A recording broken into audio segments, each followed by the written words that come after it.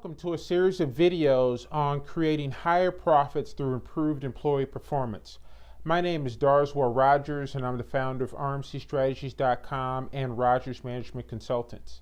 Over the course of the next few videos, I'm going to explain to you and give you a number of steps and processes that you can implement that will have a direct and immediate impact on your profitability. Some of these are implementable right away. Some other ones are going to take a little bit more effort in terms of you getting your organization pointed in the right direction. But what's important to understand is that the goal of these videos and the goal at RMC Strategies is to make you more effective in terms of managing your organization. My experience as a coach and consultant is that managers complain about their employees more than all other complaints combined. And it's really remarkable that their goal, obviously, with their employees is to get them to do what the heck they want them to do. And they are always struggling to figure out how to accomplish that.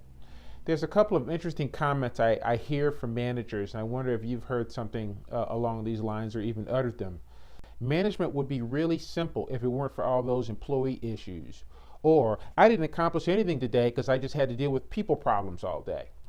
Those sorts of comments speak directly to the fact that some managers don't understand the core of what management is. In other words, achieving things through other people.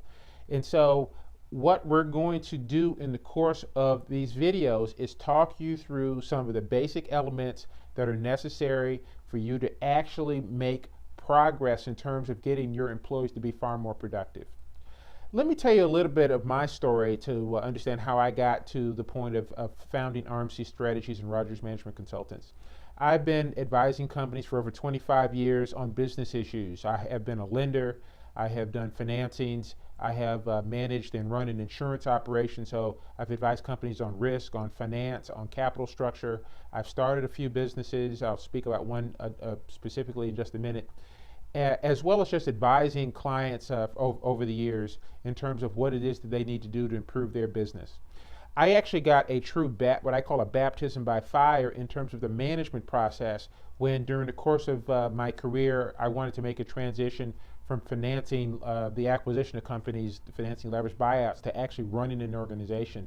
I worked for a major Wall Street firm and they offered me the opportunity to start from scratch an insurance brokerage operation. We were going to be selling employee benefits, property and casualty, life insurance, and title insurance, and we were going to sell it to the firm's business customers. And up until that point, the majority of my management had been of teams. You pull together a team of 2 or 3 people, nothing very elaborate. I went from that to running an organization that we hired 50 people from 12 different organizations in a 12-month period. And over the next 7 years, we had over $400 million in insurance premium. At one point, we were actually the fastest growing insurance brokerage company in the United States. And it's remarkable the issues that take place when you have to manage a group of people day in and day out on a consistent basis. Now, I mentioned that I hired these people from 12 different organizations, which basically means that we had at least 12 different valid approaches on how we would do a number of things. So we're talking about everything from our sales approach, our customer service approach, how we would, what technology we would select to use, how we were going to handle financial management, how we were going to handle compensation for salespeople and for non-salespeople. We all understood what our primary goal was. Our primary goal was that we wanted to sell insurance products to the firm's customers. The question was, how do you go about it? So I like to describe, and those who used to work for me would hear me talk about, we had this very clear goal, and so we were all headed in the same direction, but it was like all headed in the same direction on an interstate highway. What we needed to do was to narrow the path that we were going to follow in terms of achieving that. And that is really one of the key challenges that management has, and is one of the great opportunities in terms of improving the profitability of your organization when you can get people not just going in the same direction, but going in the same direction on the same path. So I understand what it means to have to create a team, and not just create it one time, but to keep the evolutionary realities of having to upgrade, improve, change your strategy, change your approach over time. I understand the challenges of inspiring people to follow the path that's been laid down by management. These are things that I really came to understand. And as it relates to improving your profitability, I really have come to conclude that there are 4 key things that are very relevant that have to be achieved if you're going to have that continual improvement in profitability as a company grows. One of the great things that you discover once you do have a team that is on the same page is that you can set just about any goal in front of them and they're going to be in a position to achieve it. So let me tell you what the 4 key areas are that we're going to discuss in these videos. And those 4 topics are going to be as follows. The first one is we're going to cover communication. Communication is the lifeblood of any relationship, and as it relates to a business, that is really critical. And the larger the business, the more important is that you are very clear in terms of what the message is that you want to get out to people. And one of the key things that's not often understood or appreciated by management is that communication has to be a two-way street. So we're actually going to have a video specifically just focused on communication and the issues and the challenges and the right approach to go about, in effect, communicating to your employees what's necessary to, in effect, get them to move in the direction that you're asking them to move. The next video will be on training. It's remarkable the lack of training that takes place, and it doesn't really matter what size the organization is.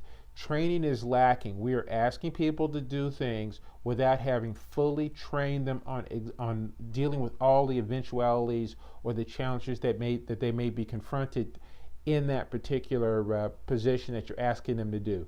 So we're going to not just talk about the challenges around training, but I'm going to offer for you a strategy to training that has proven to be most effective in terms of getting people to move beyond the concept to actually integrating the information and the steps in the process in terms of what it is that you're doing. The next video is going to be on a clear management process.